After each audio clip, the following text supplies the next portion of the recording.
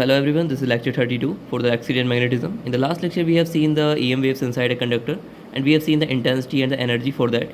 So today we will see that what happens if our EM wave passes through an interface. Means there is two mediums. There can be dielectric, it can be dielectric and the conductor. So what happens to the wave and what happens to its electric field amplitude, how it change after the means it can reflect or it can transmit through this. So how it changed? So we will find the reflection coefficient in terms of the electric field. We'll find the transmission coefficient. So that will tell us that how it is changing. So let's consider, and we will consider only normal incidence. Means if this is your interface in the xy plane, then the EM wave will only incident on the normal to this perpendicularly in the z direction. So we'll consider only the normal incidence. And inside the normal incidence, we will consider two cases. First, if it is going in this way, then definitely electric field can be in this direction or in this direction coming out of it. So when electric field in this direction in the parallel to the interface, then we have the B field in the perpendicular, or we can have E in this perpendicular direction, then there will be B and that will be that direction. So we will consider both the cases. First, E in the parallel to interface, and it is means in this way parallel to X means, and then we will consider the E parallel to interface again, but it is in the Y direction. So we'll consider both the cases. So we will just describe that interface in the XY plane, and this wave is coming and E is in the direction of X cap and it is perpendicular to the incidence. Means let's consider what is plane of incidence. So plane of incidence is nothing but means this is the vector which is in the some plane, and there is, after passing through this, there will be this transmission vector, means projection vector. Consider only this vector. So it is going in this direction, it is going in this direction. There will be reflecting vector that is going in this direction, and there is some vector which is perpendicular to this interface that is in z direction. So all these four, this 1, 2, 3, and that's perpendicular to this plane for the interface, all these four vectors lying in a plane, and that plane is called the plane of incidence. So plane of incidence is nothing but incident wave, transmitted wave, reflected wave, and the normal to the interface always form a plane, and that plane is plane of the incidence. So that plane will be perpendicular to this plane also, means that will be in this xz plane, definitely in the xz plane.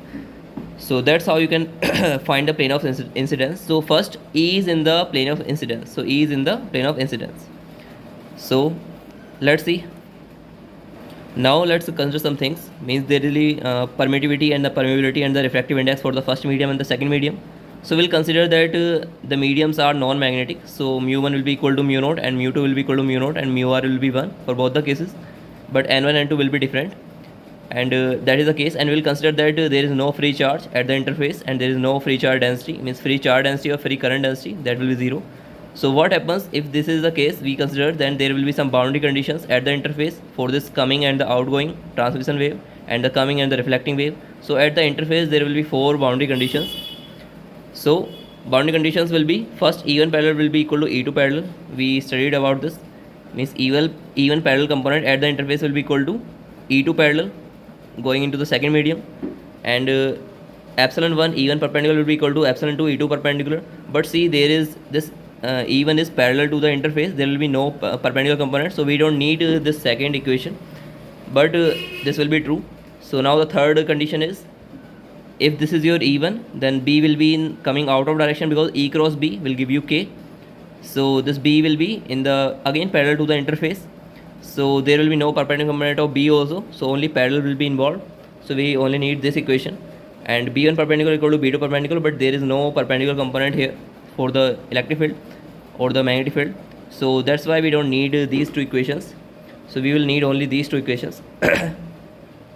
And now we will write the wave equation for the different, means coming and the transmitting and the reflecting. So for all these three we will write the electric and the magnetic field. So see, for this electric field in this direction and magnetic field in this direction, because E cross B must be in the direction of projection vector. Again here it is going in this direction, so E will be in this direction, B is in this direction, so E cross B will give you K transmission. Now the projection vector in this direction. So if E is in the same direction, we know, because we only know this E vector. So it is in this direction, so this B must be going inward this time, because E cross B must give you R, KR. So E cross B will give you K, means the magnetic field here is going in inward direction, here it is coming outward direction. So net magnetic field when you find in this first medium, that will be this minus this, but electric field will be sum of this field, incidence and the reflecting. and let's see how they will relate. So let's find the equation or the magnetic and the electric field for the first one. So we can write for the incident wave EIZT as, and this will be complex, we know this equation. So EIZT will be equal to E naught I complex exponential I KIZ minus omega t x cap. So this is in the direction of x cap. Now B for the first incident wave can be written as E naught, means now this time B naught complex is nothing but E naught I divided by speed. So we know this relation, so it will be this. In place of B naught I, we can write this E naught I divided by V. Now exponential I k1z minus omega t y cap. So here B is in the direction of the y cap, that's why I have taken the direction y cap.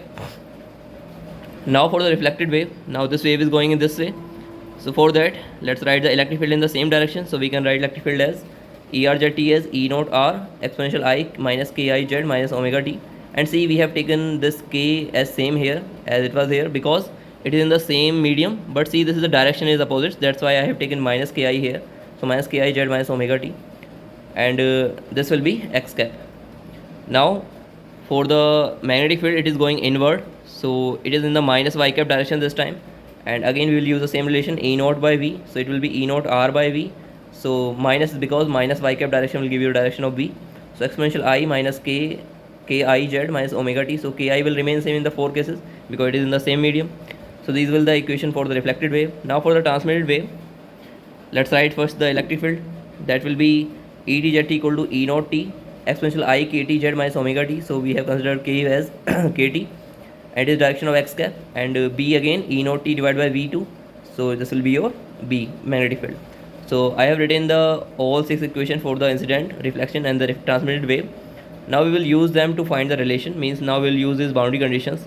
First, E1 parallel must be equal to E2 parallel.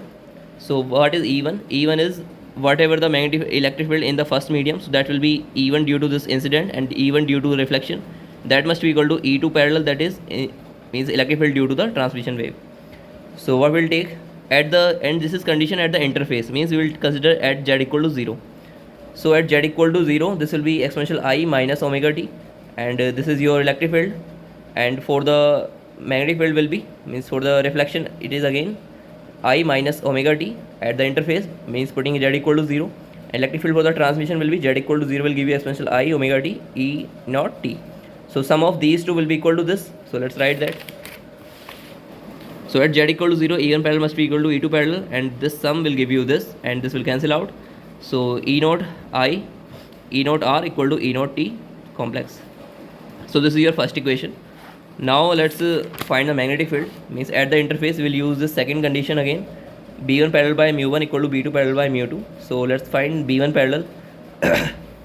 So again B1 we will put here z equal to 0, and this will give you exponential I minus k omega t, means minus I omega t, and here it will be E naught I divided by V1, and again we will use BR, and sum of this will be equal to, and this BR is in the minus direction, so that's why we will take the difference, means this minus this. You can see here that B is coming out of and B is going inside for the incident and the reflection. So subtraction of this equal to this one. So we will subtract this from this, and plus that will be equal to this one, A naught T by V2. So we'll just use the condition at z equal to 0 and find the B1 parallel and the B2 parallel. So this will be equal to this, and now from here we can write, means see this mu1 mu2, can we go from here, means here we can write just E naught I minus E naught R, this term will cancel out, equal to beta E naught T. Now what is beta here? So this V1 can be taken common, so it is 1 upon mu1 V1 will go this side, so it will be V1 mu1 divided by mu2 V2, and that we considered as beta. So this will be equal to beta E naught T, where beta is mu1 V1 by mu2 V2. And now see, this is non-magnetic medium, that's why mu1 mu2 will be equal to mu naught, so they will cancel out and you will get beta equal to V1 by V2. And we know V1 is nothing but C1 by N1, and V2 is C upon N2, and C is speed of light, so you will get V1 by V2 as N2 over N1, where N2 N1 is refractive index for the different mediums. So this is your beta. Now see, this is your equation 2, and we can now find how the electric field is changing in the reflection and the transmission in terms of the incidence. Means we only know the electric field for the incident wave, and we need to find the electric field for the transmission and the reflection. So we will use these two equations to find the E naught R and the E naught T in terms of the E naught I. So we can use these equations. This is a simple linear equations in the two variables. So we'll get E naught R as 1 minus beta by 1 plus beta E naught I, and that will beta in place of beta we can write N2 over N1. So this will be equal to N1 minus N2 N plus M2 E2 I E naught I, and this E naught T will be 2 upon 1 plus beta E naught I 2 N1 by N1 plus N2 E naught I. So you must remember these two relations, very important relations they are. And now you have the reflection and the transmission electric field in terms of the incidence. If we know the incidence electric field, you can find the reflecting and the transmission in terms of the refractive index or the beta. So very important relations. Now see, from here we can say that this E naught T and E naught I, incident and the reflecting transmitting wave, will always be in the phase. Why? Because this will always be positive.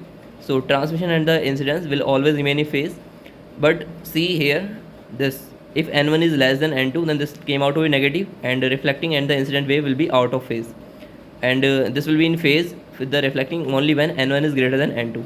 Means first medium should be denser and second medium should be less denser than first.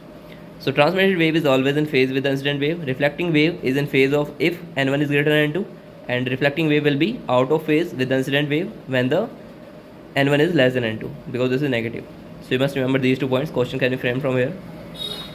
Now we need to find the reflection coefficient and the transmission coefficients. So what is the definition of reflection coefficient? That is defined in terms of the intensity.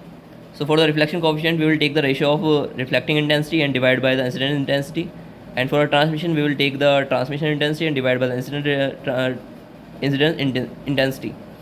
So again, we know the formula of intensity is nothing but energy multiply V, speed. So energy is nothing but 1 upon 2 epsilon 1 E naught square multiply this V1 in the first medium. So, and again we can write for the incident 1 upon 2 epsilon 1 V1 E naught square I. So we have discussed these formulas when we discussed the energy and all. So that was for the free space 1 upon 2 epsilon naught C E naught square. So here in the medium we will consider epsilon 1 V1 and the E naught R square. Now from here you can see that this will cancel out, this will cancel out, and E naught R E naught I can be find it from here. So E naught R divided by E naught I will be equal to N1 minus N2 divided by N1 plus N2. So this will be equal to square of this. So you will get reflection coefficient as N1 minus N2 divided by N1 plus N2 square. Now see, they can also ask you to find the reflection coefficient in terms of the dielectric constant if that is given. So N is nothing but under root epsilon R. So this is your dielectric constant. So you can find your relation in terms of this also. So must remember these relations, very important. Now for a transmission coefficient, this is equal to transmission intensity divided by the incident intensity. So here in place of epsilon 1 it will be epsilon 2, and V1 in place of V it will be V2, and for the incident it will remain same, this one. Now from here you will get this relation. Now see, epsilon 2 is nothing but epsilon naught and the epsilon R2. So epsilon R2 is nothing but, from here epsilon R equal to N square. So it will be epsilon 2 will be epsilon naught N2 square, and epsilon 1 will be epsilon naught N1 square, and V2 by V1 equal to N1 by N2 from here. And this will be E naught T by E naught I. Can we find it from here? E naught T divided by E naught I will be equal to square of this. So this will give you this relation. Now from here transmission coefficient will be T equal to 4 N1 N2 divided by N1 plus N2 square. Now see, this will always remain true, that R plus T is always equal to 1. So if you know 1 R, then you can find the T easily. You don't need to calculate separately. So this will, you can just find the sum of this and this, it will give you 1. So now let's take a standard example. So you have the air and the glass, both are dielectric, and we considered for air N is 1, and for glass it is N equal to 1.5. So you need to find the reflection and the transmission coefficient. So R is nothing but N1 minus N2 divided by N1 plus N2 square. So 1 minus 1.5 and 1 plus 1.5 square will give you 0.04. So that will be equal to 4%. And from here transmission will be 96%. So always remember this case, that for the dielectric medium there will be very small reflection coefficient, that will be less than 10%, and transmission will always greater than 90%. And that case will be different when air and conductor will be there. So we'll see that case. But remember that whenever you have two dielectrics, so R will always less than 10% and transmission will be always greater than 10%, 90%. So that is the case. Now let's consider the second case. Means this time E is perpendicular to the plane of incidence. Then again we know that it will be parallel to interface again, and see, if it is parallel to interface there will be no perpendicular component for that, and BI is again parallel to the interface. So this time also only we need is these two equations for the boundaries, and these will be not useful. So again, if we use the same conditions, then we will get the same results. So for the coefficients and all, we'll get the same relation in both cases. So you must remember this thing, and when there is true dielectrics, you will get the same equations. So whether EI is perpendicular to plane of incidence or the parallel to plane of incidence, you will get the same relation. Now there is these two cases we will consider in the dielectric and conductor case. Up to here we will discuss the dielectric medium. Now we'll consider dielectric and the conductor medium. So you have case 1 and 2 in the dielectric and conductor medium. So this is your medium first, this is your medium 2, and again this is the epsilon 1, mu 1, n1, and this is for the epsilon 2, mu 2, and sigma. And you remember from the conductor case that when we discussed that in the conductor the EM waves is complex, so means the projection vector k2 is complex, so k2 will be given by k2 plus I kappa 2. So now we have to write the equations for them. So see, here also k1 is coming and k2 is outgoing and k1 is reflecting. So we discussed this case. Up to here it will remain same, means up to here we discussed the complex case and it was came out to be this was your case, and beta was, means up to here we will get the same equation because this is the same thing. So beta equal to mu1 v1 by mu2 v2, but this time this v2 will be different because v2 is nothing but omega by k, and v2 is omega by k, then we have to use the k complex here, means omega by k2 complex. So from here the difference will take place. Up to here we'll get the same equation. So beta will be mu1 v1 by mu2 v2, so in place of v2 we'll write omega by k2 complex, and this will be equal to k2 complex mu1 v1 divided by mu2 omega. So this is your beta this time, and now you will get E, and the E transmission in terms of the incidence will be this 1 minus beta, 1 plus beta, and 1 2 upon 1 plus beta complex. So this will be complex term this time. So here you get this in terms of the beta only, but now in the conductor case you will get the beta complex, and that will be because of beta complex from here. And now you know what is your beta complex, that will be equal to this, and this is your reflection and the transmission. Now let's consider that this is a perfect conductor. This is a perfect conductor, and that means that sigma will be infinity, conductivity will be infinity, and we know that for the if sigma tends to infinity, then this kappa or the k will tends to infinity, and if k tends to infinity, then beta tends to infinity. How? You remember when we discussed and when we find the value for k and the kappa, so that was came out to be under root sigma by mu 2 omega by 2, and from here if sigma tends to infinity, k tends to infinity. So if k tends to infinity, beta tends to infinity, and if beta tends to infinity, then see, take the beta common here, 1 upon beta minus 1, 1 upon beta plus 1, so that will give you 0 minus 1, 0 plus 1, it will give you minus E naught I, means E naught R will be equal to minus E naught I, means the total electric field will be totally reflecting, means there will be no transmission, because if you take beta infinity here, that will give you 0, means transmission will be 0 and there will be total reflection. So that is the case if it is a perfect conductor or the ideal conductor, then you will say that there will be no transmission, it is complete reflection. So reflection coefficient will be 100% and transmission will be 0. So that is the case you must remember. But see, in the practical use, when we see a practical conductor, so in that case we get that there will be some transmission there, but more will be the reflection. So reflection will be more than 90% and this transmission will be less than 10%. So it is different from the case when we discussed dielectric. There was more than 90% transmission and less than 10% reflection, but here it is more reflection and less transmission. So you must remember, for the perfect conductor, 100% reflection and phase change of pi realistic case, means it will totally change the phase, means it will be out of phase, and but in the realistic case or the practical case, we will see that reflection is greater than 90% and transmission is less than 10% when there is dielectric and the conductor. So now let's prove this R and T this way in the proper formula ways. So let's see how to find R and T now for dielectric and the conductor case. So now we know for a conductor K2 is equal to kappa 2. For a good conductor K2 equal to kappa 2, and K2 complex is nothing but K2 plus I kappa 2. So from here we know beta is nothing but mu1 v1 by mu2 omega, and the K2 complex, and K2 complex is K2 plus I kappa, and K2 and kappa are equal, so we can take the K2 common. In place of kappa 2 we can write K2, so it will be 1 plus iota. So from here you get this. In place of K2 we have write K2 plus I kappa, and just take the K2 common because K2 and kappa are equal, so you will get this relation. Now we just consider this as gamma. So if this is equal to gamma, then gamma will be equal to mu1 v1 by mu2 omega, and in place of K2 we will write this value under root sigma mu2 omega by 2.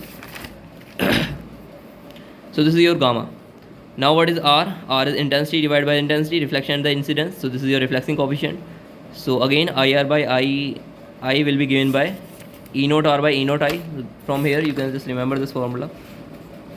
From here E naught R by E naught I. So now for this case E naught R by E naught I will be equal to square of this 1 minus beta by 1 plus beta.